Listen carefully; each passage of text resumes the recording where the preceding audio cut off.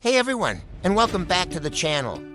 Today we're diving deep, and I mean really deep, into a brand new, untold adventure from Bikini Bottom. We all know SpongeBob and Patrick's jellyfishing trips usually end in some kind of hilarious chaos. But what if I told you one of those trips led them to the greatest treasure hunt the ocean has ever seen?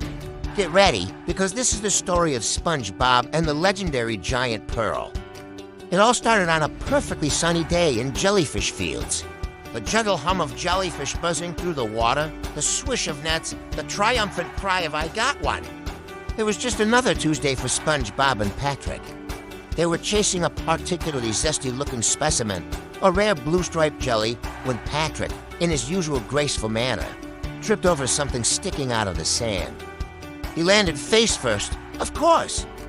SpongeBob rushed over. "Patrick, are you okay, buddy?" Patrick sat up, a bit dazed, and pointed. "SpongeBob, look. The ground has a handle." There wasn't a handle, but the corner of a very old, waterlogged wooden box. Curiosity instantly replaced their jellyfishing focus. Together, they dug it out. The box was ancient, covered in barnacles and seaweed, and sealed with a rusty latch. With a mighty heave and a rather comical struggle, they pried it open. Inside, nestled on a bed of faded velvet, wasn't gold or jewels, but a single rolled-up piece of parchment. It was a map, but not just any map. This one was drawn in glowing ink, depicting strange landmarks and cryptic symbols.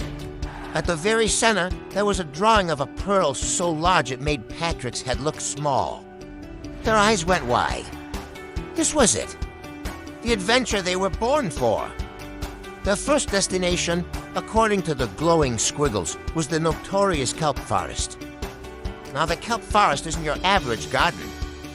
It's a dense, towering jungle of seaweed so thick you can get lost just by blinking. The map showed they had to find a specific glowing kelp stalk. But every stalk looked the same. They wandered for what felt like hours, getting tangled, playing hide-and-seek, and even accidentally scaring a school of fish who thought Patrick was a weird, pink sea monster. Just as they were about to give up and call it a day, SpongeBob had a classic SpongeBob idea. He started singing a terribly off-key sea shanty at the top of his lungs. And believe it or not, it worked. One of the kelp stalks started vibrating and glowing brighter in rhythm with his singing, revealing a hidden arrow pointing them deeper into the ocean. Following the arrow, they soon found themselves at the edge of a place most Bikini Bottomites only whisper about, the Trench of Absol Darkness. It was exactly as spooky as it sounds. The water was pitch black, and the only light came from the creepy, bioluminescent creatures that lurked in the shadows. Patrick was shaking in his shorts. "SpongeBob, I don't like it here that it's dark." To make matters worse, the map presented them with a riddle, glowing in the dark. It read, "I have no voice, but I tell all stories." What am I? They were stumped. They guessed everything from a silent parrot to Gary the snail when he's sleeping. Then, SpongeBob, looking at the eerie silence around them, remembered all the books he read at the library. "A book," he shouted.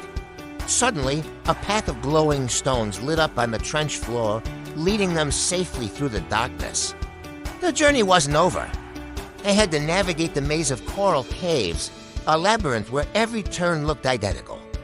Patrick tried his eeny, meeny, miny, mo method, which only got them more lost.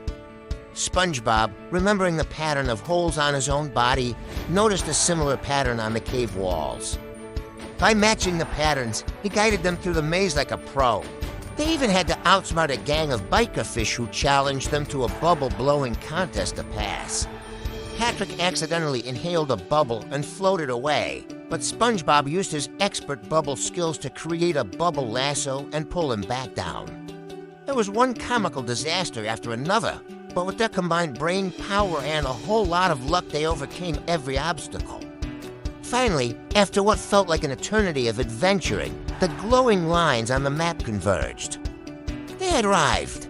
In front of them was a hidden grotto, shimmering with an ethereal light. The water was crystal clear, and in the center, resting on a majestic pillar of rock, was the treasure, the giant pearl.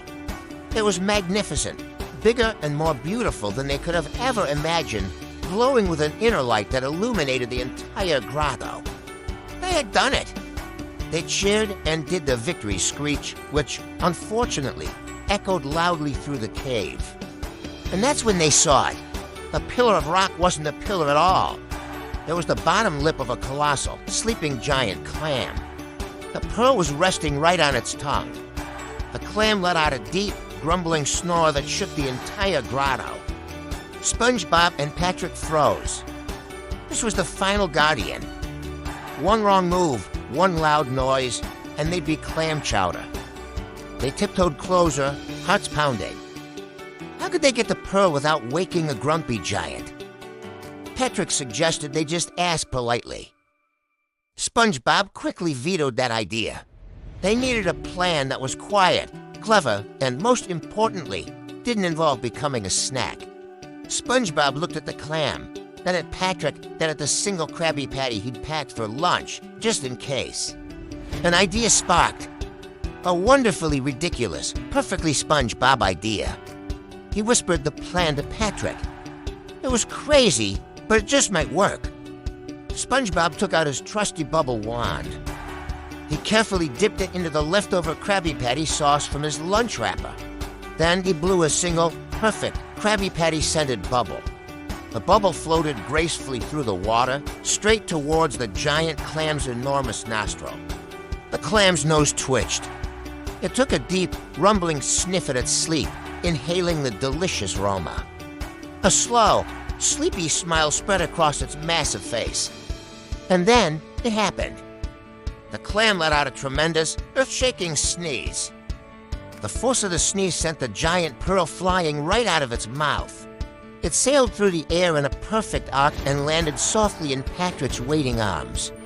They had done it. Without making a sound, they backed away slowly, leaving the giant clam to its pleasant, Krabby Patty-filled dreams. Their return to Bikini Bottom was nothing short of triumphant. They paraded the giant pearl through the streets, and the whole town came out to celebrate. Fish gasped in awe at its size and beauty. It was the talk of the town. The pearl was placed in the center of Bikini Bottom, a new and beloved town treasure for everyone to enjoy. Of course, when Mr.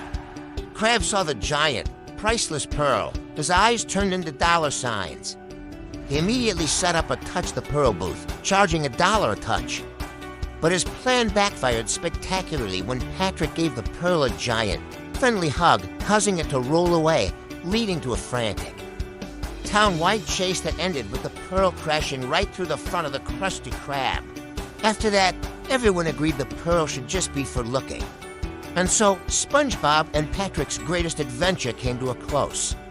They didn't get rich, but they had something far more valuable, an unforgettable story and a friendship that could conquer any challenge, no matter how deep the trench or how grumpy the clam. It just goes to show, sometimes the best treasures aren't found in a chest, but in the journey you take with your best friend. Thanks for tuning in for this incredible tale. If you love stories from Bikini Bottom as much as I do, make sure to hit that like button and subscribe for more deep dives into our favorite underwater world. RLD, see you next time.